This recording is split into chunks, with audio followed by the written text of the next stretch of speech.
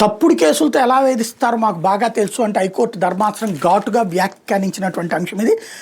తప్పుడు కేసులతో ఎలా వేధిస్తారో మాకు బాగా తెలుసు, రాజీ చేసుకోవాలని ఎలా ఒత్తిడి చేస్తారో బెదిరిస్తారో కూడా తెలుసు, మాకేమీ తెలియదని అనుకోవద్దు, అలా అనుకోవడానికి మేమేమి ఐఫిల్ టవర్ మీద కూర్చోలేము అంటూ పోలీసులపై హైకోర్టు ఘాటు వ్యాఖ్యలు చేసింది. ఎప్పుడో ఫిర్యాదులు చేస్తే ఇప్పుడు కేసులు పెడుతున్నారని వాళ్ళ తీరుని ఆక్షేపించింది. దీన్ని రోజు చూస్తూనే ఉన్నామని, పోలీసులకు కౌన్సిలింగ్ ఇవ్వాల్సిన అవసరం ఉందని వాళ్ళ తీరు మార్చుకోవాలని స్పష్టం చేసింది.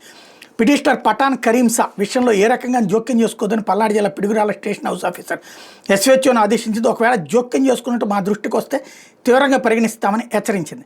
విషయం ఏంటంటే ఇతనిని పోలీస్ స్టేషన్కి పిలిపించారు, వైసీపీ మనిషి అని చెప్పి ఇతన్ని పోలీసులు పట్టుకెళ్ళేటప్పటికి వాళ్ళ ఆవిడ హెబియస్ కార్పస్ పిటిషన్ వేసింది. పోలీసులు మా దగ్గర ఉన్నాడు, కోర్టులో ప్రొడ్యూస్ చేస్తాను, ప్రొడ్యూస్ చేసి మా దగ్గరికి తీసుకురమ్మన్నాను.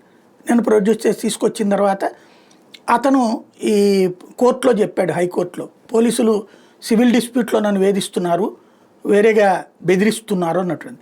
అతను బెదిరిస్తే ఊరుకోము అని తేల్చి చెప్తా, ఒకవేళ నేను మళ్ళీ ఫ్యూచర్లో కనుక చేస్తే, ఇప్పుడు కేసు క్లోజ్ చేస్తున్నాను, నువ్వు వచ్చేసావు కాబట్టి ఫ్యూచర్లో ఏదైనా చేస్తే కనుక కోర్టుకు రావచ్చు అంటూ అదే సందర్భంలో పోలీసులకి ఈ వార్నింగ్ ఇచ్చింది.